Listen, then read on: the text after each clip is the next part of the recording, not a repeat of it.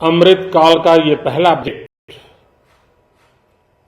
विकसित भारत के विराट संकल्प को पूरा करने के लिए एक मजबूत नींव का निर्माण करेगा। ये बजट वंचितों को वरीयता देता है। ये बजट आज की एस्पिरेशनल सोसाइटी, गांव, गरीब, किसान, मध्यम वर्ग सभी के सपनों को पूरा करेगा। मैं वित्त मंत्री निर्मला जी और उनकी टीम को इस ऐतिहासिक बजट के लिए बधाई देता हूं। साथियों, परंपरागत रूप से अपने हाथ से औजारों और टूल्स से कड़ी मेहनत कर कुछ न कुछ सृजन करने वाले करोड़ों विश्वकर्मा इस देश के निर्माता है। लोहार, सुनार, कुम्हार, सुथार, मूर्तिकार, कारीगर, मिस्त्री, अनगिनत लोगों की बहुत बड़ी लंबी लिस्ट है। इन सभी विश्वकर्माओं की मेहनत और सृजन को अनगिनत लोगों की बहुत बड़ी लंबी लिस्ट है। इन सभी विश्वकर्माओं की मेहनत और सृजन को देश इस बजट में पहली बार अनेक प्रोत्साहन योजना लेकर के आया है। ऐसे लोगों के लिए ट्रेनिंग, टेक्नोलॉजी, क्रेडिट और मार्केट सपोर्ट की व्यवस्था की गई है। पीएम विश्वकर्मा कौशल सम्मान यानी पीएम विकास करोड़ों विश्वकर्माओं के जीवन में बहुत बड़ा बदलाव लाएगा। साथियों, शहरी महिलाओं से लेकर गांव में रहने वाली महिलाएं हो,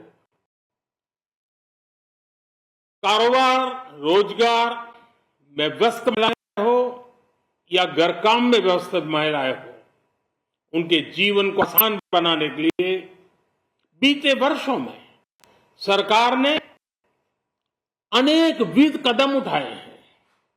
जल जीवन मिशन हो, उज्ज्वला योजना हो, पीएम आवास योजना हो, ऐसे अनेक कदम।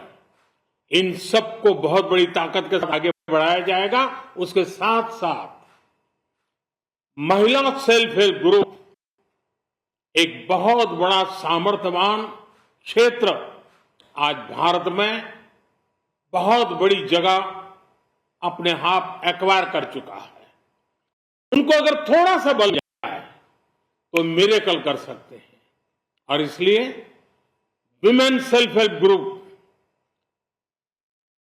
उनके सर्वांगीण के विकास के लिए नई पहल इस बजट में एक नया आयाम जोड़ेगी।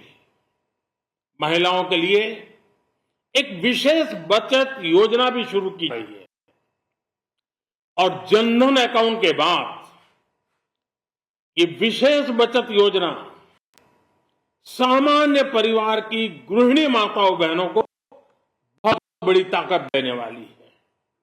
ये बजट सहकारिता को ग्रामीण अर्थव्यवस्था के विकास की धुरी बनाएगा। सरकार ने कोऑपरेटिव सेक्टर में दुनिया की सबसे बड़ी अन्न भंडारण योजना बनाई है, स्टोरेज कैपेसिटी। बजट में नए प्राइमरी कोऑपरेटिव्स बनाने के लिए एक महत्वाकांक्षी योजना का भी ऐलान हुआ है। इससे खेती के साथ साथ दूध और मछली उत्पादन के क्षेत्र का विस्तार होगा। किसानों, पशुपालकों, मछुआरों को अपने उत्पाद की बेहतर कीमत मिलेगी। साथियों, अब हमें डिजिटल पेमेंट्स की सफलता को एग्रीकल्चर सेक्टर में दोहराना है। इसलिए इस बजट में हम डिजिटल एग्रीकल्चर इंफ्रास्ट्रक्चर की एक बहुत बड़ी योजना लेकर आए हैं।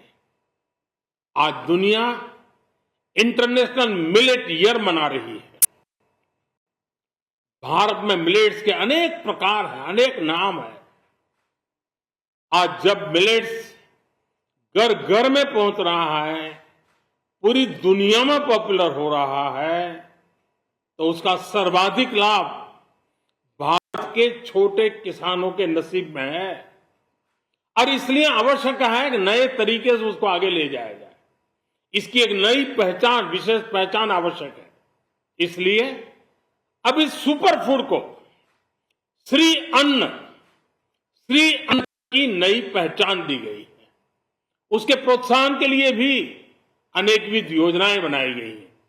श्री अन्न को दी गई प्राथमिकता से देश के छोटे किसानों, हमारे आदिवासी भाई बहन जो किसानी करते हैं, उनको आर्थिक संबल मिलेगा और देशवासियों को स्वस्थ जीवन मिलेगा।